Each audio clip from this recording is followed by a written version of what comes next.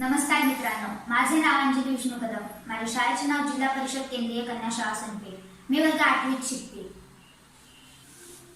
ओळखलं का मला? मी सावित्री ज्योतिराव फुले, सातारा जिल्ह्यातील खंडाळा तालुक्यातील नायगावच्या खंडोजी निवासी पाटलांची मी कन्या.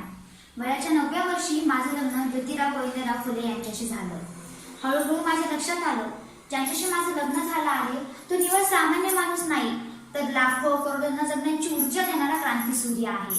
1 जानेवारी, होय, शनिवार दिनांक 1 जानेवारी 1848 रोजी पुणे भिलेवाड्यात सर्व धर्मीय मुलींसाठी पहिली शाळा सुरू केली आणि मी त्या शाळेची पहिली शिक्षिका आणि मुख्याध्यापिका सुद्धा.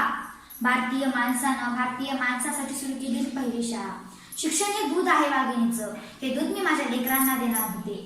शेळपाटासारखं जगलात तर काम तमाम होतं आणि वाघासारखं जगलात तर नाम होतं. कार्य घरचं होतं, चोखणीचं होतं, पण शिवरायांच्या मावळ प्रांतातील मावळ्यांचे आम्ही देखील वंशच होतो. घाबरणं किंवा कच खाणं हे आमच्या रक्ताला अजिबात मानवणारं नव्हतं. पण सनातनाची मात्र धर्म बुडाला म्हणून कोळी चालू होती. सामान्य माणसाने शिक्षण घेतल्याने कसा काय धर्म बुडतो यांचा?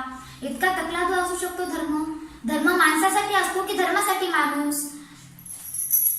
माणसाच्या प्रगती आणणारी प्रत्येक धून बुडाली काय आणि तरली काय, आम्हास काय उपयोग त्याचा?